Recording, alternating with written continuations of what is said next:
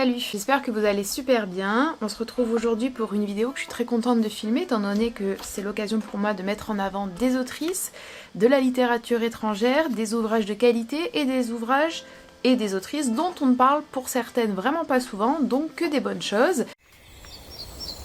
Cette vidéo est donc en partenariat avec Rosetta Stone, merci à eux. J'en ai déjà parlé lors d'une précédente collaboration et mon avis n'a pas changé. Rosetta Stone, c'est une application super intuitive et super pratique que vous pouvez utiliser sur votre téléphone, sur votre tablette, sur votre ordinateur pour apprendre non pas une langue mais des langues, ce à vie. C'est un petit peu la particularité je trouve de Rosetta Stone, c'est qu'à partir du moment où vous avez payé, vous bénéficiez de l'application à vie et vous pouvez choisir plusieurs langues parmi la sélection qu'ils proposent qui est quand même assez riche. Vous pouvez aussi sélectionner votre niveau, vous pouvez choisir un objectif spécifique pour l'apprentissage de la langue. Est-ce que c'est plutôt pour voyager, pour le travail ou tout simplement pour le plaisir d'apprendre cette langue. Vous travaillerez l'écoute, la prononciation et ça je pense que c'est vraiment bien parce que finalement quand on apprend une langue c'est un petit peu la pratique orale qui nous manque le plus et notamment la prononciation, l'accent et la mémorisation. 彼は走りました。彼女は食べています。 Personnellement, c'est une application que j'aime beaucoup et que j'utilise pour le japonais. Vous le verrez, j'ai envie de lire en langue originale, c'est-à-dire en japonais, plusieurs romans. Ça m'aide beaucoup parce que ça me permet de faire un petit peu de japonais tous les jours. Et dans l'apprentissage d'une langue, ce qui est le plus important, c'est la régularité. Si vous voulez bénéficier de l'offre promotionnelle, c'est-à-dire moins 50% sur l'application, il vous suffit de cliquer sur le lien en barre d'infos. Vous ne le regretterez pas. Et merci à Rosetta Stone pour ce partenariat. Vous allez le voir dans cette vidéo, il y a des autrices connues, certaines moins connues, certaines dont j'ai déjà parlé, certaines dont je n'ai jamais parlé, et pour certaines venant de pays dont on lit très rarement la littérature. Alors pour commencer, c'est un petit peu l'opposé de tout ce que je viens de décrire ou presque, étant donné que je vais vous parler d'une autrice japonaise, la littérature japonaise est loin d'être une littérature minoritaire en France, et d'une autrice de plus dont je vous ai déjà parlé et qui est assez reconnue, mais je voulais quand même en parler parce que ça me permet aussi de vous expliquer un petit peu un de mes projets. J'ai envie de vous parler de Mieko Kawakami ou Kawakami Mieko, qui est une autrice dont on a beaucoup entendu parler, vous en ai parlé pour De toute la nuit les amants, qui est le seul que j'ai lu de l'autrice jusqu'à présent, que j'avais beaucoup aimé. Et l'idée pour moi, c'est de lire cette année des autrices et des auteurs en japonais. Il s'avère que j'ai réfléchi, je me suis dit, est-ce que je relirais pas justement De toute la nuit les amants en japonais, étant donné que c'est vraiment, je pense, l'une des façons les plus aisées de lire un livre en langue originale quand on ne parle pas couramment cette langue, quand on n'est pas bilingue, ou en tout cas quand au moins au niveau de la lecture c'est compliqué. Le japonais étant d'autant plus compliqué que c'est une langue avec des idéogrammes, donc ça nécessite un gros effort de mémorisation et d'apprentissage du vocabulaire. Et donc me tourner vers un livre que j'avais déjà lu et que j'avais beaucoup apprécié et que je recommande par ailleurs me semblait être une bonne idée, mais en fait le livre est beaucoup trop gros. Et en faisant quelques petites recherches de ci de là, je suis tombée sur une nouvelle de Mieko Kawakami qui sera finalement mon choix pour ma lecture de l'autrice en langue originale. Donc là vous avez bien le nom de l'autrice en bas, avec Kawakami Mieko. Hop, vous voyez, la première page, c'est le japonais et c'est beau. Voilà, enfin en tout cas, on va zoomer un peu. Je trouve ça très beau, mais très intimidant aussi. Et j'ai hâte de me plonger dans la lecture de cette nouvelle qui fait 23 pages, donc ça me semble être un challenge faisable, je vous tiendrai au courant. Mais donc première recommandation, une autrice japonaise avec Mieko Kawakami. Et la deuxième autrice dont j'ai envie de vous parler, c'est Bahrieh Narjavani, qui est une autrice iranienne qui a vécu par contre en Ouganda et en Angleterre et aux États-Unis et qui vit désormais en France, même si elle est citoyenne britannique et même si elle écrit en anglais et non pas en farsi. C'est un ouvrage qui avait été au programme du club de lecture de Nabolita et que j'avais beaucoup aimé, un petit peu long, assez exigeant. Elle a écrit également d'autres ouvrages. Ce que j'ai bien aimé dans la sélection, c'est que pour certaines des autrices, il y a d'autres livres parmi lesquels vous pouvez piocher. Si jamais celui que je vous propose, vous l'avez déjà lu, il est trop long, il n'est pas disponible, bref, vous avez compris. Dans ce roman-ci, qui est vraiment, je le recommande, vraiment pour l'ingéniosité littéraire, pour l'apport culturel, pour le côté vraiment extrêmement hybride entre une réflexion artistique, philosophique, une réinterprétation des contes, etc. Bref, j'ai vraiment beaucoup aimé.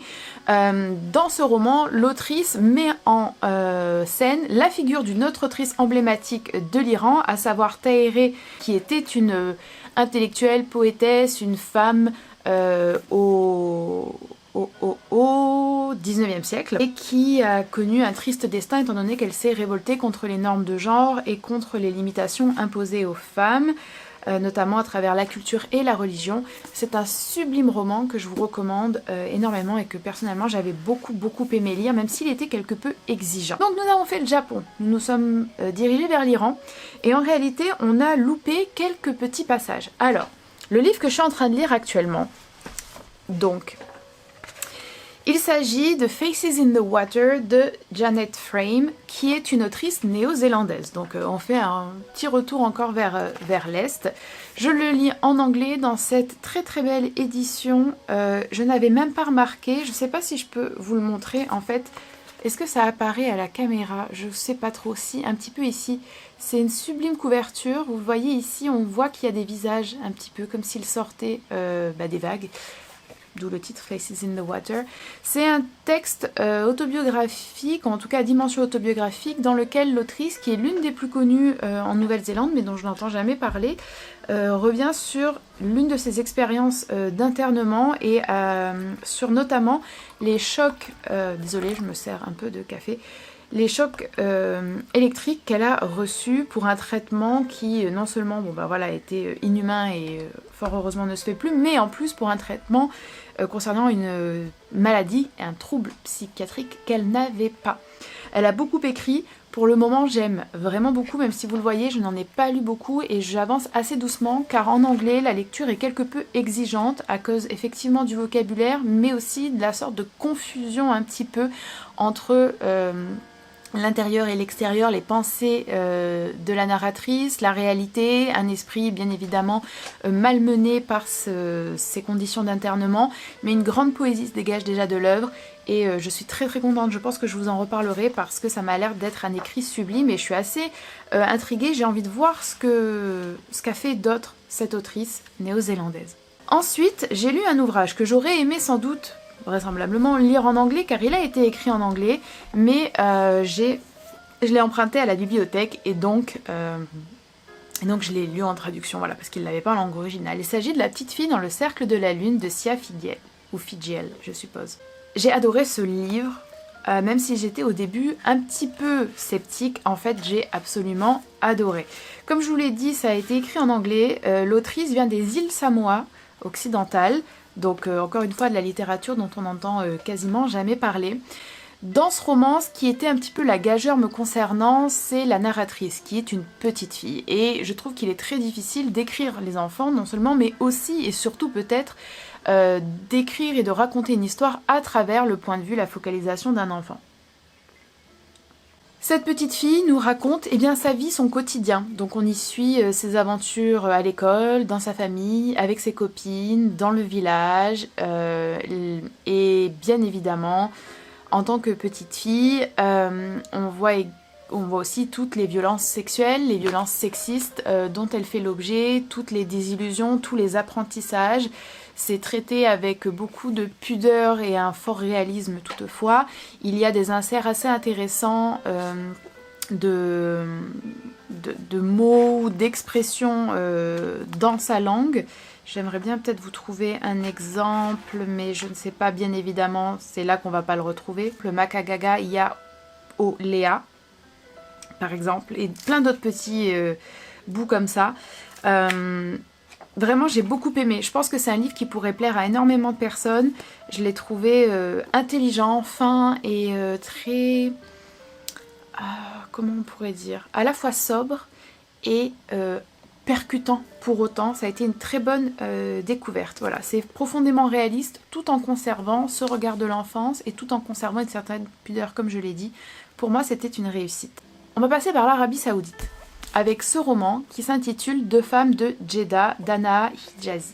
Ce roman-ci, je l'intègre à cette sélection parce que je pense que c'est un roman intéressant, même si je dois quand même mettre un petit bémol sur le style. Tous les autres romans dont je vais vous parler, je trouve que le style est vraiment intéressant, qu'il a quelque chose à offrir, quelque chose de particulier, une touche vraiment bien unique. Je dois reconnaître que le style dans ce roman-ci est assez pauvre à mon sens. Est-ce aussi dû à la traduction de l'arabe par Philippe Michovski? Je n'en ai pas la moindre idée.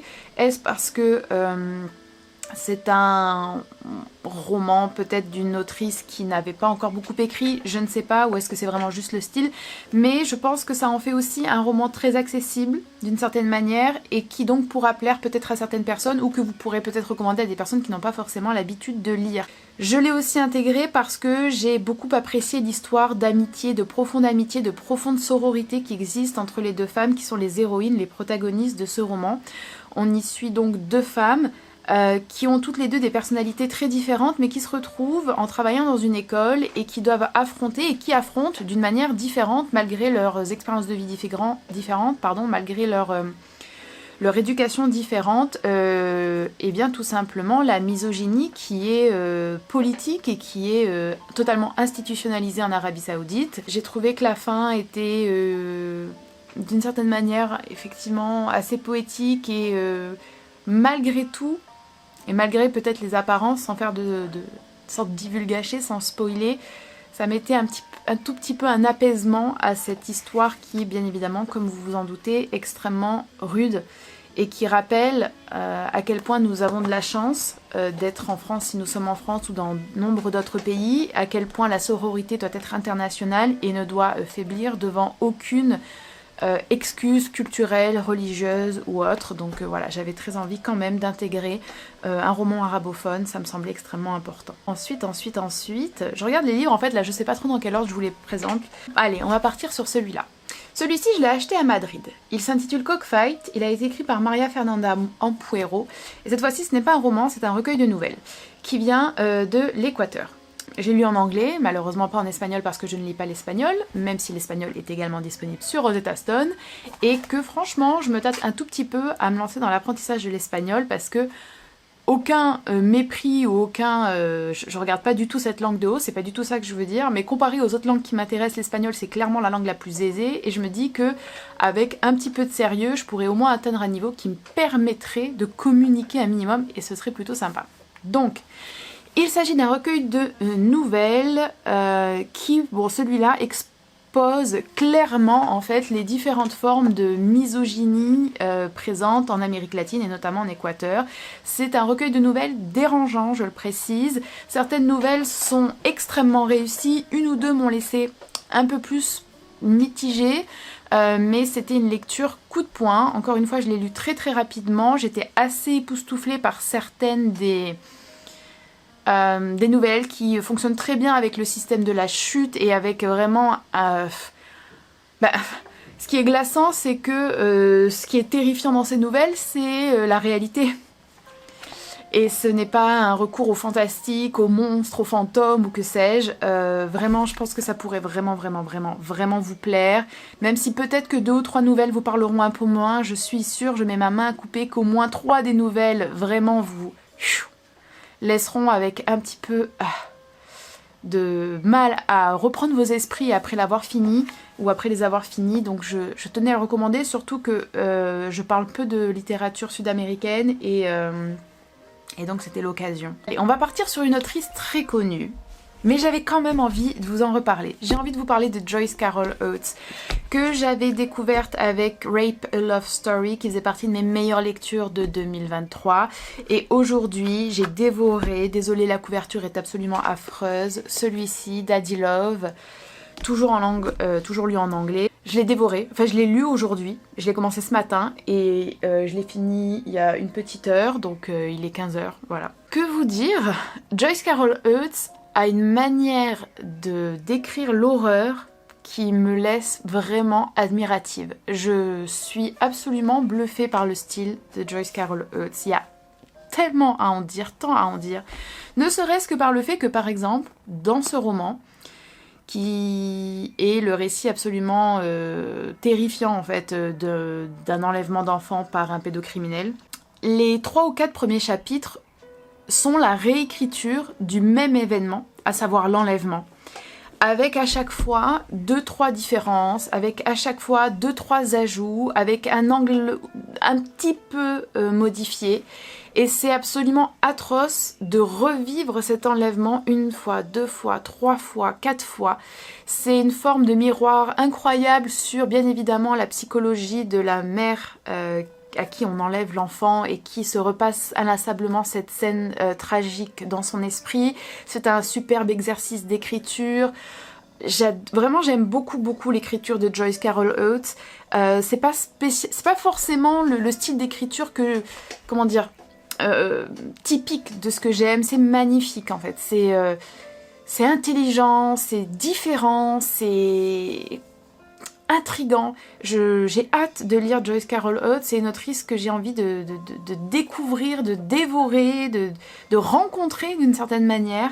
Et si vous ne l'avez toujours pas lu, mais que faites-vous? Et que faites-vous comme moi qui ai attendu l'année dernière alors que ça fait des années que j'ai envie de la lire? Mieux vaut tard que jamais. Et après tout, au moins ça... Je sais que dans ma trentaine, j'aurais au moins découvert cette autrice. Mon enthousiasme est assez parlant, je crois. Pam. Vietnam avec Kim Thuy, qui est une autrice assez connue, pas mal éditée. Je crois qu'elle est très connue pour un de ses romans qui s'appelle Rue, que j'ai également dans ma bibliothèque. Mais moi, je vais vous parler de Vie, que j'ai beaucoup aimé aussi, que j'ai lu très rapidement. J'ai l'impression que Kim Thuy aborde beaucoup le sujet des bot people dans ses textes, sans doute parce que c'est aussi son expérience de vie. Les bot people, ce sont tous ces Vietnamiens et toutes ces Vietnamiennes qui ont quitté le Vietnam pour fuir le régime communiste et qui ont créé la diaspora vietnamienne que l'on connaît actuellement et qui est quand même très présente dans pas mal de pays. Et ce court roman relate ceci avec la trajectoire de vie d'une petite fille, petite au moment justement de l'exil, qui arrive au Canada et qui doit apprendre à trouver son identité, à conserver les liens avec sa famille, à s'épanouir en tant qu'adulte. Je trouvais que c'était fait tout en délicatesse et que c'était très accessible et ça a le mérite pour moi en tout cas d'être un livre qui peut être lu par énormément de gens et qui permet aussi de faire découvrir un pan de l'histoire d'un pays qui est peut-être méconnu. Il ne nous reste que 2 livres avant que s'achève cette vidéo et on va quand même faire un détour par l'Afrique. Et j'ai hésité parce qu'il y en a beaucoup, mais je veux vous parler de Paulina Chiziane, qui est une autrice du Mozambique, avec ce roman-ci, Le Parlement conjugal, une histoire de polygamie. C'est un livre que j'avais vraiment beaucoup aimé, qui est résolument féministe et qui est assez déroutant et assez surprenant. C'est une femme, Rami, qui a un mari et le mari décide de se marier à d'autres femmes, décide d'être polygame. Et finalement, toutes ces femmes finissent par constituer et former, non sans heurts, un parlement conjugal. Et un parlement conjugal qui va devenir le tribunal de cet homme. C'est encore une fois une très belle écriture de sororité, même si c'est loin d'être tout rose et voilà, on est loin de tout manichéisme. Je pense que c'est une très bonne découverte pour une autrice africaine, notamment du Mozambique, car on en parle très peu, à la différence du Nigeria par exemple, qui est quand même beaucoup plus présent il me semble, et j'avais beaucoup aimé, je vous le recommande vraiment. Je ne sais pas s'il est encore publié ou si vous pourrez le trouver d'occasion. En tout cas, c'est une traduction du portugais, donc si vous lisez le portugais, vous pourrez aussi le lire en langue originale. Et enfin, dernier mais pas des moindres, roman qui a été quelque peu exigeant contre toute attente, je ne le pensais pas, et je crois que vous n'aurez peut-être jamais entendu parler de cette autrice. Il s'agit de Han Suyin, qui est née à Pékin, à Beijing, d'une mère belge et d'un père chinois. Elle a beaucoup écrit. Il y a de nombreux romans qui ne sont plus publiés. J'ai emprunté ce livre à la bibliothèque, j'ai dû le faire venir de la réserve centrale. Le titre est le suivant, Et la pluie pour ma soif. Honnêtement, j'ai hésité parce qu'il y avait tellement de titres et ils avaient l'air tous extrêmement intéressants, mais mon choix s'est arrêté sur celui-ci. C'est le récit de l'indépendance de la Malaisie, mais c'est un peu plus complexe que ça, car plutôt que de s'intéresser vraiment aux événements politiques dans une sorte de réécriture, de récit politique ou d'aventure, on assiste à ces transformations et ces mutations politiques en se concentrant sur les choix personnels et moraux de plusieurs personnages. C'est un roman vraiment intéressant, premièrement parce que l'écriture est vraiment aussi intéressante, mais également parce que l'histoire de la Malaisie en elle-même est déjà assez particulière et méconnue. La Malaisie, c'est un pays avec 3 communautés principalement, une communauté qui est plutôt originaire d'Inde, une communauté qui est originaire de Chine, une communauté qui est malais mais qui n'est même pas le peuple autochtone des îles que forme la Malaisie actuellement, avec donc 3 religions qui cohabitent et 3 rapports assez différents, vous le comprendrez en lisant ce livre, aux forces coloniales que sont les Britanniques. C'était un roman assez exigeant car il y avait beaucoup de personnages, plusieurs fils et plusieurs intrigues qui étaient parallèles et qui se suivaient mais qui m'ont donné en tout cas un peu de fil à retordre. Je ne saurais dire si c'était une difficulté au sens de complexité ou si c'était peut-être un tout petit peu un manque de maîtrise quant à l'agencement de ces différentes intrigues ou de ces différents fils ensemble.